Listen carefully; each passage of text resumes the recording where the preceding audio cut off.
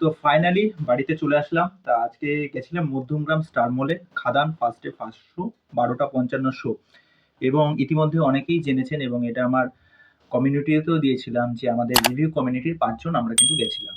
তা খাদান কেমন হলো এই বিষয়টায় যাওয়ার আগে কতগুলো কথা আপনাদেরকে বলে রাখি যে দেবদা এত বছর পর এরকম একটা মাস ভাবে কামব্যাক করলো।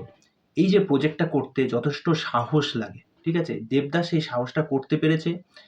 যিনি ডিরেক্টর আছেন সুজিত দত্ত, দেবদার ওপর সেই ভরসাটা রাখতে পেরেছে এবং 2021 সাল থেকে এই প্রজেক্টটা নিয়ে কাজ কারবার চলছিল। দেবদা সেই চ্যালেঞ্জটা নিয়েছে এবং দেবদা বরাবরই চ্যালেঞ্জ নিতে পারে, আর সেই সাহসটা কিন্তু সিনেমা জুড়ে দেখা গেছে। তা সিনেমা নিয়ে কিন্তু অনেকেই নানা কথাবার্তা বলবে, পজিটিভ নেগেটিভ এটা ওটা অনেক বিষয়। প্রথম কথা বলে রাখি, যেটা দেখে খুব ভাল লাগলো যে প্রত্যেকটা সিনেমা হলে মানুষ হৈ হৈ করে সিনেমা দেখতে যাচ্ছে। যে এই যে কমার্শিয়াল সিনেমা, যে আমরা যেটা বরাবরই বলে থাকি না, যে কমার্শিয়াল সিনেমা দিন দিন কমে যাচ্ছে, সেই মাস মারকাট অ্যাকশন লাভ রোম্যান্স এইগুলো কোথায়? আজকে এরকম একটা বড় প্রজেক্ট নিয়ে আসলো, বড়ভাবে প্রমোশন করলো, তাদের টিজার থেকে হোক, এক একটা পোস্টার, এক একটা ট্রেলার, প্রত্যেকটা প্রমোশনাল ম্যাটেরিয়াল হিসেবে যে কটা জিনিস এসেছে আমাদের সামনে, প্রত্যেকটা ভালো। এবং তারা কোন জায়গাটা তারা ছাড়েনি, সব জায়গায় তারা প্রমোশনটা করেছে। সুতরাং গ্রাউন্ড লেভেল থেকে যে প্রমোশনটা হয়েছে, যে আমাদের একটা বড় কিছু কাজ আসছে, যার ফলে অডিয়েন্সের মধ্যে যেই রিয়াকশনটা দেখা গেছে সেটা কিন্তু হল অবধি এসেছে, যার জন্য কিন্তু মানুষ ভরে ভরে সিনেমাটা দেখতে এসেছে। এবং দেব ফ্যানের যা ক্রেজ, আজকে সেটা দেখতে পেলাম যে এত বছর পর দেব যে আসছে, মানুষ এইটা দেখবার জন্য কিন্তু সিনেমা হল ভর্তি করেছে যে কেমন হচ্ছে। অন্যান্য সিনেমাও কিন্তু পাশাপাশি চলছে, দেখুন পুষ্পা 2 শো কিন্তু চলছে। তা সত্ত্বেও কিন্তু খাদান কিন্তু প্রথম দিনে ভালো ব্যাটিং করেছে। ওকে, তা এখানে আপনাদেরকে গল্প আমি বলবো না, কেননা এইটা একটা শর্ত সাপেক্ষ ব্যাপার। ইতিমধ্যে অনেকেই হয়তো যারা রিভিউ দেখেছেন, যে ওখানে বলেই দিয়েছে যে রিভিউ কিন্তু সেরকমভাবে করা যাবে না, কোনো স্পয়লার দেওয়া যাবে না, এত খাটাখাটনি করে কাজ। এবং স্পয়লার দিলে আপনাদের যেরকম গল্পটা সম্পর্কে যে একটা ইচ্ছা ছিল সেই ইচ্ছাটা হারিয়ে যাবে, সুতরাং সেটা করতে চাই না। তা যেরকম ট্রেলারে যেরকম গল্প বলেছিল ঠিক সেরকমই 2 জন বন্ধুর গল্প, কোল মাফিয়া, কয়লা খনি, ঠিক আছে? তারপরে কি হবে এই নিয়ে হচ্ছে গল্পের প্লট। তা প্রথম কথা বলবো, টেকনিক্যালি সিনেমাটা না মারাত্মক হয়েছে। আজ অব্দিও বাংলায় যেরকম এইরকম মাস মাসালা ফিল্ম এরকম বড় স্কেলে যে শ্যুট করা হয়েছে দেখবার মতো।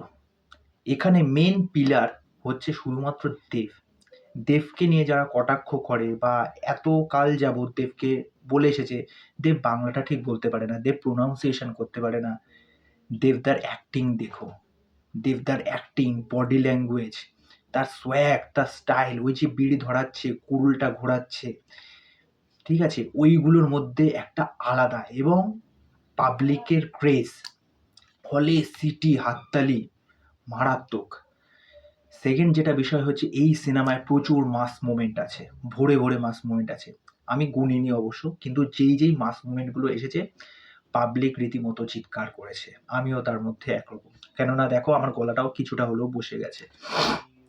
ওকে, এইবার হচ্ছে যে পারফরমেন্সের দিক থেকে আমি যেহেতু বললাম দেবের পারফরমেন্স দারুণ, যিশু পারফরমেন্স যেইটুকুনি আছে, যিশুরও পারফরমেন্স কিন্তু জাস্ট খেয়ে নেওয়ার মতো, যিশুর পারফরমেন্স।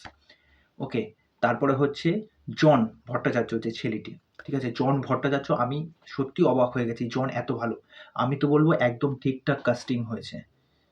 মানে আমাদের লর্ড বনিকে নেয়নি, জনকে নিয়েছে একদম। লর্ড বনি হাইটও শর্ট, মানাতেও না, দেবদার সাথে মানাতেও না একদম। জনকে দারুণ লেগেছে। এদিকে এবার ইধিকা, ইধিকা দেবদার প্রেমিকা, তাকেও এখানে খুব মিষ্টি লাগে, খুব মিষ্টিভাবে প্রেজেন্ট করা হয়েছে। তাছাড়া বারখা বিক্স আছে, তাছাড়া অন্যান্য যারা আছে, অনির্বাণ চক্রবর্তী, অনির্বাণ চক্রবর্তীর ক্যারেক্টারটা, তার পারফরমেন্স দেখো, দারুণ লেগেছে। এইবার এই যে প্রত্যেকটা ক্যারেক্টার, ওই যে ওখানকার অঞ্চল ভিত্তিক যে কথাবার্তা, যে টার্মগুলো তারা উচ্চারণ করছে, সেগুলো শুনতে ভাল লাগছে। আর ট্রেলারে যে সমস্ত জায়গায় ডায়লগসগুলো আছে, প্রত্যেকটা সিন ওয়াইজ ওই ডায়লগসগুলো যখন আসছে না, সেই জায়গাগুলো মানে গায়ে গুজবাম্পস দিচ্ছে রীতিমতো। এবার চলে আসি যে এই যে ব্যাকগ্রাউন্ড মিউজিক কিছু কিছু সিনকে এত সুন্দরভাবে এলিভেট করছে না, দেখবার মতো। যে কটা মিউজিক এসেছে এক একটা সিনে কিন্তু এক একটা রকমের মিউজিক, এক একটা ক্যারেক্টার ওয়াইজ, সেইগুলো সেই সিনটাকে দুর্দান্তভাবে এলিভেট করছে এবং দেখবার মতো।